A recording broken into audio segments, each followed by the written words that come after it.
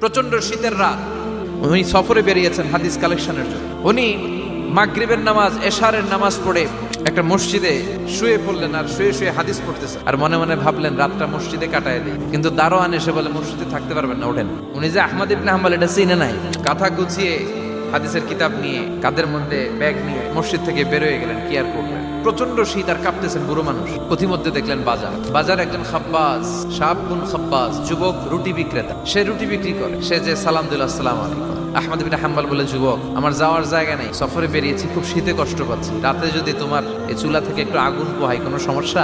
যুবক বলে, না না, সমস্যা না, আহলান ওয়া সাহলান, বসে সামনে আসেন, আপনি আগুন পোহাইলে আমার সমস্যা কি? আল্লাহ শুকরিয়া করে উনি বসলেন আর আগুন পোহাচ্ছেন। আর খেয়াল করলেন যুবক রুটি বানায় আর পরে আস্তাগফিরুল্লাহ, রুটির দলা বানায় পরে আস্তাগফিরুল্লাহ, খামির বানায় আর পরে আস্তাগফিরুল্লাহ, খালি এইটাই পড়তেছে। ইমাম আহমদ ইবনে হাম্বল তো অবাক, কিরে এটা আবার কেমন যুবক, খালি আস্তাগফিরুল্লাহ। উনি প্রশ্ন করলেন, যুবক, ঘটনা কি? আসার পর থেকেই তোমার দেখতেছি তুমি রুটি বানাও, রুটি বিক্রি করো আর পড়ো আস্তাগফিরুল্লাহ।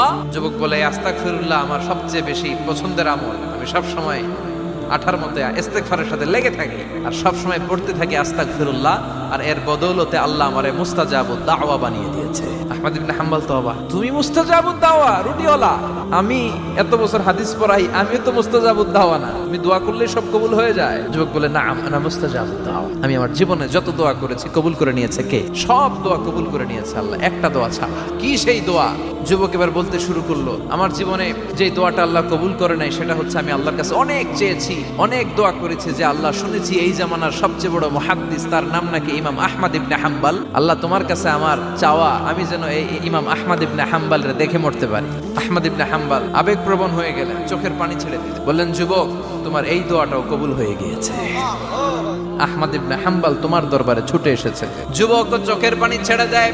যুবক চিৎকার মেরে ইমাম আহমদ ইবনে হাম্বলকে জড়িয়ে ধরে, হাতে হাত রেখে মুসাফা করে, কপালের মধ্যে চুমু খায় আর আল্লাহর শুকরিয়া করে বলে, ও ইমাম, আসলে এই দোয়াটাও আল্লাহ আজকে কবুল করে নিল।